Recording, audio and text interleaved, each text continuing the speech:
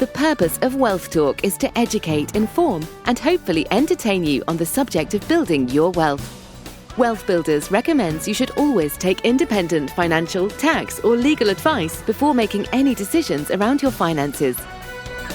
Today's episode is brought to you by Wealth Builders Membership, a proven step-by-step process that helps you achieve financial security within 2 to 3 years. To find out more, head to wealthbuilders.co.uk/membership.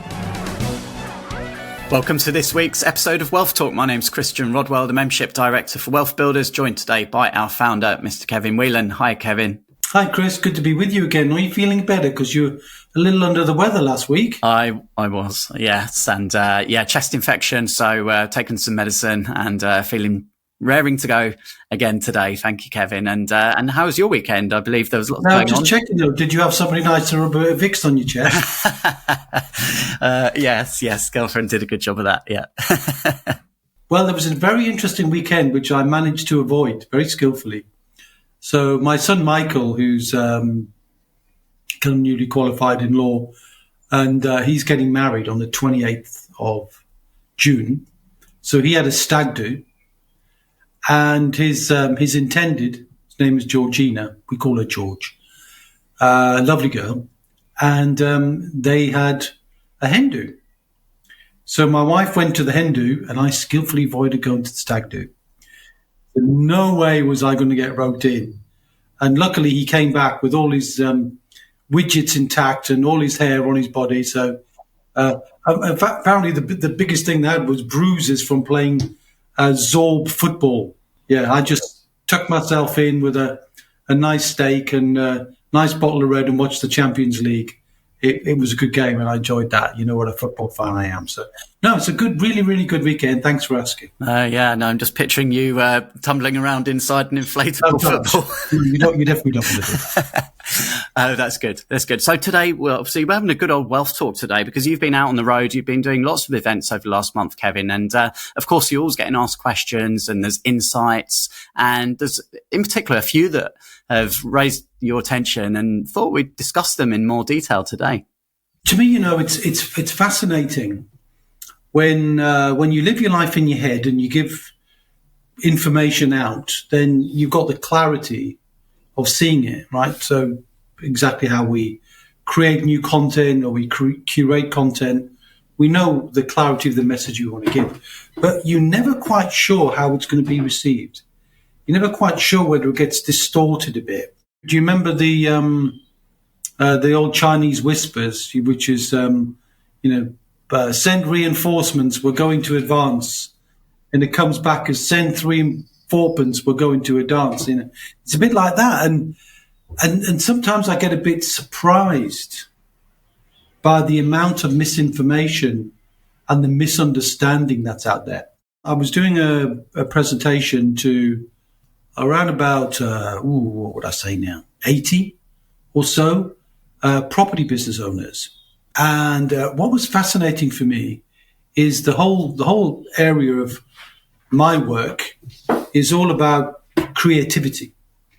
It's about finding new ways to do things, new ways to look at things, new ways to evaluate things, and new actions you can take to make your journey faster, safer, and more enjoyable. And I was talking about SSAS in particular because for property people, it's a very powerful way of turning your pension into property. And I kept hearing people saying, surely this, and I've heard that. And it's almost as if somehow hearsay makes them doubt the integrity of the message I'm giving. And I'm saying, well, please, whenever you're building wealth, do not make decisions about surely this, because it's not surely that, because I can explain to you that whatever you believe to be true is not true. But based on fact, here's the evidence. Now you've heard the evidence. Have you now changed your mind? Yes. Okay. So try and avoid saying, well, surely, or I've heard, for example, someone said to me, I've heard you can never use your pension to buy residential property. Okay. Who did you hear that from? And it's always somebody who's got a vested interest in the opposite direction, or they've just misheard something. And again, I said, look, there are definitely rules to follow, but there are ways, quite legitimate and genuine ways, that you can use your pension to buy into residential property in at least 4 ways. So would you like me to describe the 4 ways, says I? And they said, yes. So I did. And, I won't give all 4 because it's not a treatise on SSAS, but, you can be over 55 like me and get your tax-free cash. You can borrow up to 50%, lend it to your limited company. And if your limited company does residential property, you could do that. Or you can convert something that starts its life as commercial and then turns into residential. Yes, there are rules, but, there's 3 ways right there. I'll give you the 4th one because you asked, Chris. Didn't really, but you could borrow somebody else's. So somebody could lend you money from their life or their SSAS, and their SSAS could help you by being a bank, and you become a borrower. And then their money, which is their SSAS money, becomes the source of residential property for you. The point is, it's not really about SSAS. It's about, in so many ways, when I'm out and about talking to people, and I love doing it, and this guy was a lawyer, and you think, they're into the detail. They wouldn't make a decision about the law based on, I've heard that, or surely this. They make decisions based on research, case law, and finding out facts. And it's just interesting for me that seems to be all too prevalent when it comes to wealth building, that there's misinformation that's out there continually. And it always fascinates me, because usually the misinformation holds people back. It never accelerates people. It's usually a brake. It sort of impacts on the brain. It impacts on the creativity. And as a visionary within Wealth Builders, my role, a definition of a visionary, is someone who sees things that other people don't see, is to constantly be on the lookout, as I am all the time, Chris, aren't I, for new ways to do things that will help people achieve a better result. Get more for less. And that creativity is constantly thwarted by what people mishear or hear in a different direction from somebody else. That's just one example, right? But I could carry on if you want. Well, I know you were at a business event talking to business coaches, and there was a big aha moment amongst that crowd as well, wasn't there? Well, yeah. And, it's an interesting one, because the challenge with business owners, and we love business owners, people who run businesses, because they're so multi-skilled, right? They've got to wear all the hats, spin all the plates, juggle all the balls, and they're in that place where, they're doing everything, because instead of often creating structures around them, they become the structure themselves. They become the very challenge that they're hopefully trying to eliminate when they get to a place where they can get the business to work without them. And one of the key messages that this group was a group of very good people with great integrity called Action Coach. And you may remember that I wrote a book with the founder of Action Coach called Brad Sugars, who's an Australian, who always says something interesting to me when we talk about, when you're in business, you need to be a master in your own niche. You need to be outstanding in your niche. And he says, it's mastery, Kevin, it's mastery, with a really strong Australian accent. But when we were joking with the business owner coaches, I said, the key distinction I like to make for any business owner, other than the stuff I always do, which is make sure your business can work without you, become outstanding in a niche, and create streams of recurring income in your business if you can. Most business owners don't do that, right? They're trading time for money. And I've heard some people argue, and it's a standard joke in the coaching community, that businesses are the only people that work 80 hours a week to avoid working 40 hours a week for somebody else. And this is kind of partially true. But the point that I make to them, and this is where the aha moment came for them, Chris, is I said, whenever you look at the statistics of business owners who sell their business here in the UK, and I've discussed this on previous podcasts, I think, that only 5,000 businesses a year sell for more than $1 million, which is only 0.1% of the business population. The average age of the business owner who sells is 57. They're mostly male, by the way. But the average length of time, if I'm ever involved with a business, and the coaches reflected this because I asked them in a group of like 50 coaches, I said, how long do you think a business owner will tell you it's going to take for them to get ready for their business to be sold? Right? I said, it's not a trick question. I just want to know what you think. And I asked the very first person on the very first table, how long do you think? And he said, 5 years. And I said, that's exactly what they say. They say, I think I'll be ready, Kevin, in about 5 years. Then you meet them again a year later, or I spoke to a business owner today, 2 years later. It's like, when you think about 5 years, right? It's always 5 years. And I said, and I know this to be true. What I say to the coach, to the business owners then, and this became the aha moment for the coaches, was, okay, if it's going to take you 5 years to get your business ready for sale, what if I could show you the most tax efficient, time efficient way to be completely financially independent in the next 5 years, so that by the time you get there and your business is ready for sale, you're already wealthy. And therefore, you've got two businesses. The business of the business in which you're engaged and the business of building your family wealth. And by asking the business owners to create what you and I know as the family wealth business, the name of their family's perpetual wealth, not the name of their temporary trading business. And when people get that, and when they can be independently wealthy within 5 years, from the proceeds of the cash flow in their business, which is often temporary, and turn that temporary cash flow into permanent cash flow. That's my role when I'm talking to business owners. And they never got that. They never saw that the business owner can turn temporary cash flow, get the tax relief back on it. In other words, get the government to give them the corporation tax back and use that money to build their wealth. And they just never saw that. They just thought the only objective of a business owner is to sell their business. I said, no, they've got two businesses. And they went, aha, I got it.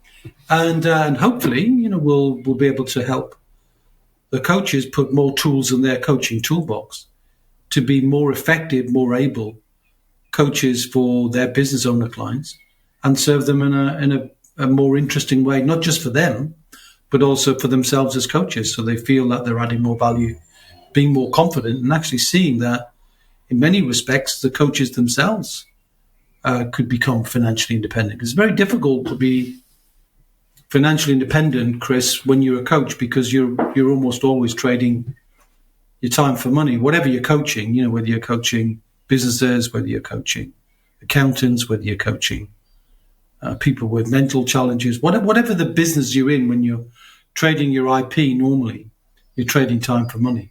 And it was just a fascinating debate, and I found it interesting because I see the clarity of it, but it's often you don't really get a chance to see the meaning of it until you have proper engagements with intelligent people asking great questions, and then they get that distinction for themselves. Very satisfying to do that, Chris. So that's an important point, isn't it? Perhaps our listeners now can think about is actually, are they building wealth through capital or focusing on cash flow? And we focus on the cash flow because we know that when you can generate that steady, predictable stream of cash flow from multiple assets, that you're not reliant on any one source of income, like in the business, as you say there, or some people reliant on that one source of employment, job income, work income. But cash flow is key. And the difference between investing for capital and investing for cash flow, there are some differences, aren't there? And perhaps maybe we can run through a few of those. Yeah, they're quite fundamental, Chris. And it's a good point, because when people say I'm investing for the future, what is an investment? And there are only two types of investment, really. And I'll relate that back to businesses in just a second, because I think there's a fundamental flaw in the business selling process. But whenever someone is investing, they're really either investing for a capital gain or they're investing for a flow of cash, right? And we talk about that in the Wheel of Wealth, don't we? We've got a process in the Wheel of Wealth, and we either say you're investing, you've got to know at the beginning, are you investing for a capital gain or are you investing for cash flow? Now, cash flow is by far and away the best way to at least start as a foundation to intend to build wealth through cash flow, because cash flow, if you get it right through the definition of an asset, will be more predictable, more permanent, more effective, and you can pass it on to the next generation as well. So it's got longevity to it.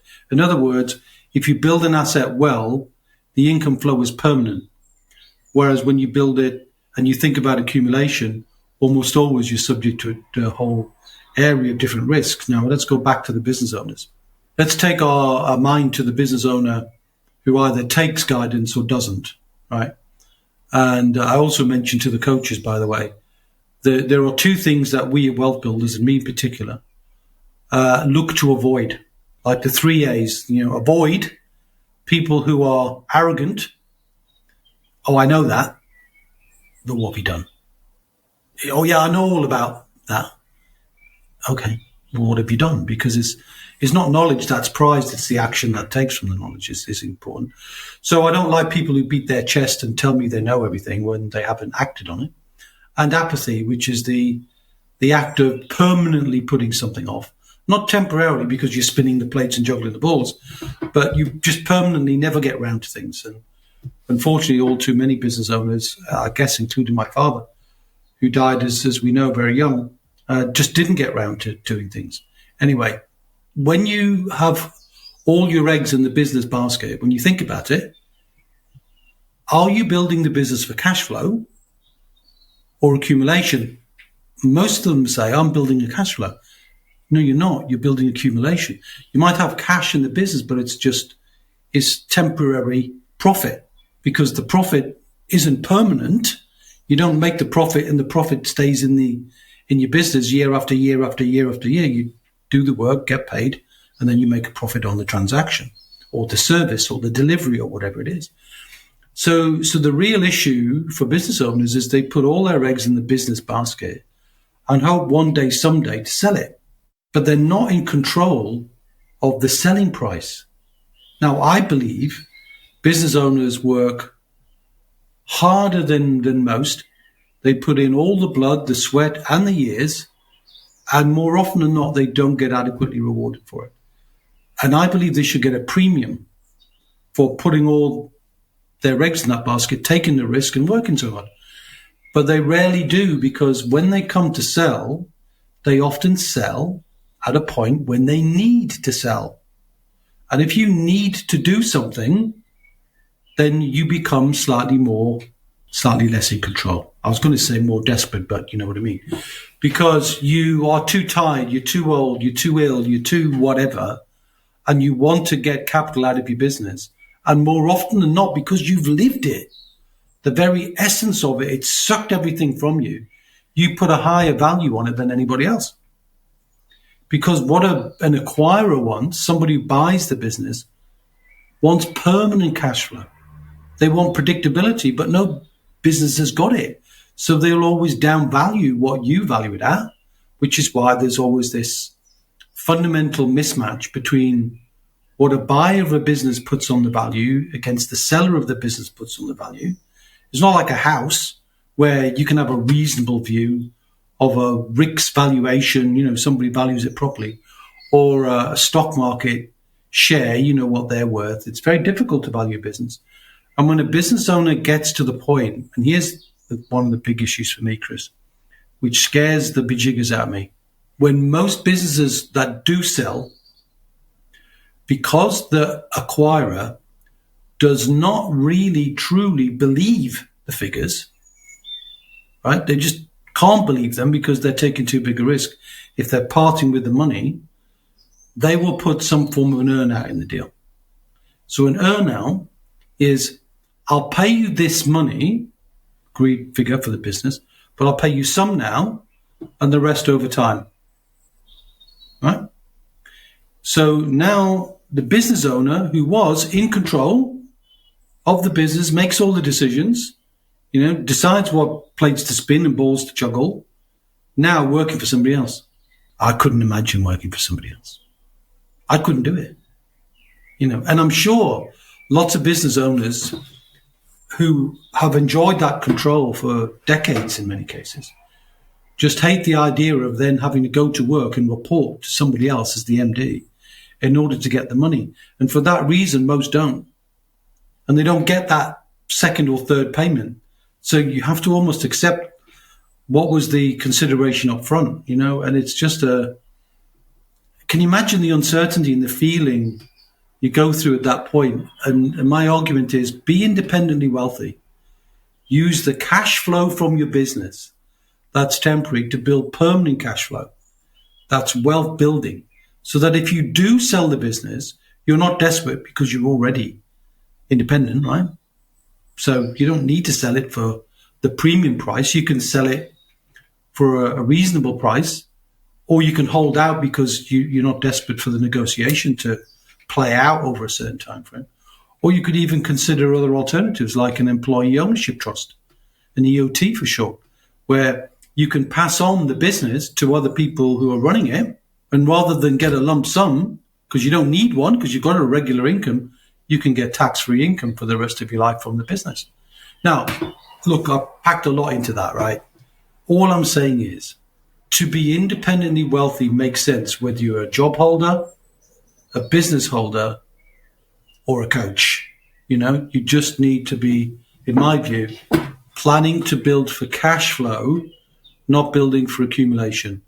Now, most job holders, as we know from pillars 1, 2, 3, 95% of the population, as we know, don't become financially independent because they put all their faith, usually, in one asset spread across two classes.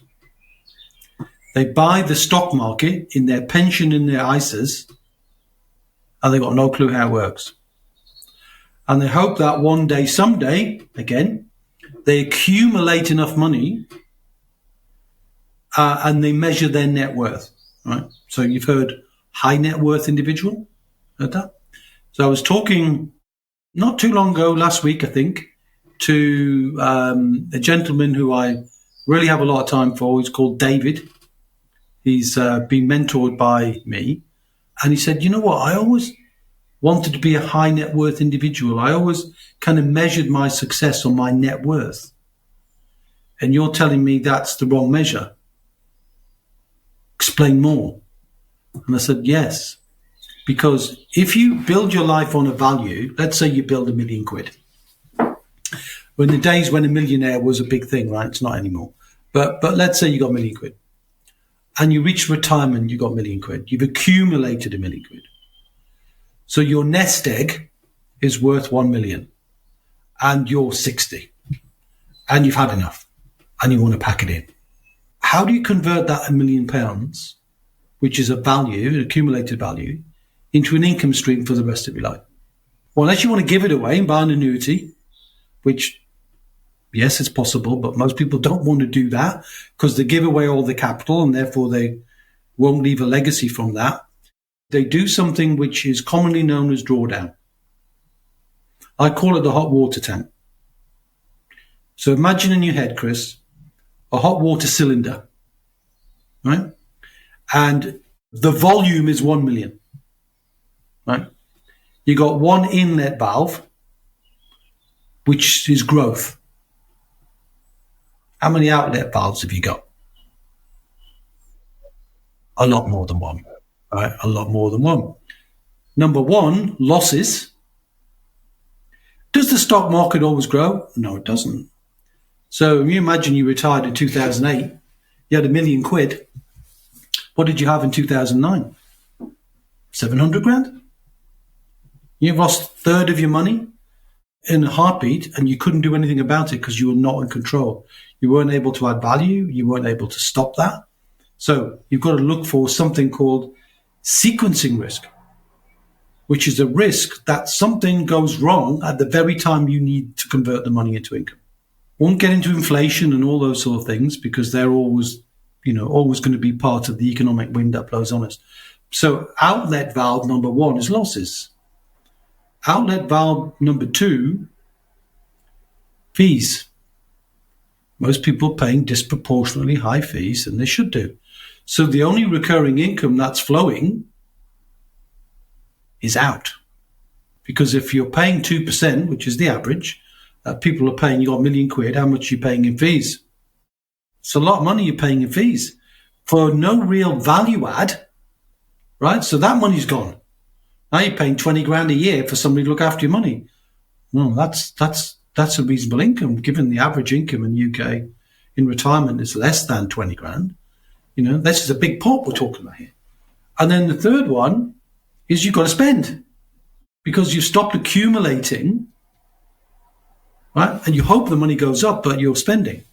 And what do most people convert at? Well, if you were to go to an IFA and say, what do you reckon would be a reasonable income if I've got £1 million? They're going to say 4%. So you get 40 grand a year. You got 40 grand a year. What's actually happening is you're assuming it all works. The idea is your money should last. But what if it doesn't? What if the stock market goes down, the fees are too high, and you need more money than that? You need 60 grand, say, to live.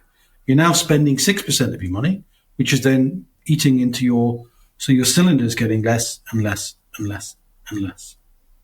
And that's why the average drawdown in the UK at the moment, Chris, is 8%. People are drawing 8% out of their pots.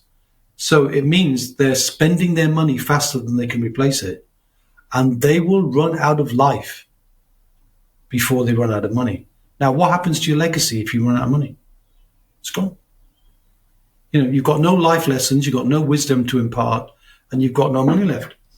And all of that hard work you put into to bring certainty into your life, you now have an uncertain and a compromised life. And that really hurts me to the core, because if you switched your thinking from accumulation to cash flow and focused on cash flow, and you didn't worry about the value of the asset, you worked out what was the cash flow from the asset. Nothing wrong with topping up your asset from some capital, because you might need that for certain expenses, or you might just want the feeling of bolstering the value of your pot. But if you were to turn that into an income stream, and let's say you weren't paying so much in fees and you were investing in a wide range of assets, right? So property, intellectual property, joint ventures, being a bank, crowdfunding, you name it. I'm not saying what people should do. I'm just giving an example. But if you knew you were getting 4% absolutely concrete, then you can spend the 4% knowing that you don't have that risk of depleting your funds.